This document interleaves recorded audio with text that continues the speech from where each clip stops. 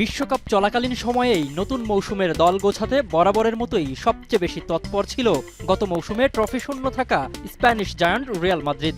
শুধু অর্থ খরচই নয়, ক্লাবের ঐতিহ্য আর ফ্লোরেন্তিনোর মাস্টারমাইন্ডে রক্ষণভাগ ও মিডফিল্ডকে শক্তিশালী করতে লস ব্লাসকোরা দলে ভিড়িয়েছে এক ঝাঁক তারকা।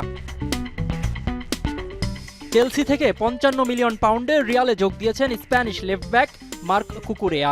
আর ফ্রি ট্রান্সফারে রিয়ালে চুক্তিবদ্ধ হয়েছেন অভিজ্ঞ পর্তুগিজ মিডফিল্ডার বার্নার্ডো সিলভা ও ফরাসি সেন্ট্রাল ডিফেন্স তারকা ইব্রাহিম কোনাতে। আর ১৭ মিলিয়ন পাউন্ডে চুক্তিতে রিয়ালের নতুন রাইট ব্যাক ডাচ তারকা ডেনজেল ডামফ্রিস।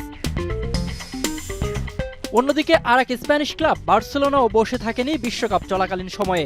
নিজেদের আক্রমণ ভাগ ও স্কোয়াডে নতুন মাত্রা যোগ করতে তরুণ অ্যান্থনি গার্ডনকে চুক্তিভুক্ত করেছে কাতালোনিয়ারা। শুধু তাই নয়, বরুশিয়া ডর্টমুন্ড থেকে দলে ভেড়ানো হয়েছে জার্মানির তরুণ তুর্কি কারিম আদিয়ামিকে। লা লিগার পাশাপাশি দল বদলের অর্থের খেলায় পিছিয়ে নেই ইংলিশ প্রিমিয়ার লিগও। বড় চমক দিয়ে চেলসি ছেড়ে অ্যাস্টন ভিলায় যোগ দিচ্ছেন আর্জেন্টাইন তরুণ উইঙ্গার আলেহান্দ্রো গার্নাচো। প্রায় ৪৩ মিলিয়ন পাউন্ড মূল্যের চুক্তিতে ধারের খেলোয়াড় হিসেবে অ্যাস্টন ভিলার জার্সিতে দেখা যাবে আর্জেন্টাইন এই সেন্সেশনকে। এছাড়া ম্যানচেস্টার সিটি, নটিংহাম ফরেস্ট থেকে ১১৬ মিলিয়ন পাউন্ডের রেকর্ড ফিতে দলে টেনেছেন মিডফিল্ডার এলিয়ট অ্যান্ডারসনকে। আর তরুণ ফরওয়ার্ড মর্গান রজার্সকে পেতে চেলসি খরচ করেছে রেকর্ড প্রায় ১১৭ মিলিয়ন পাউন্ড।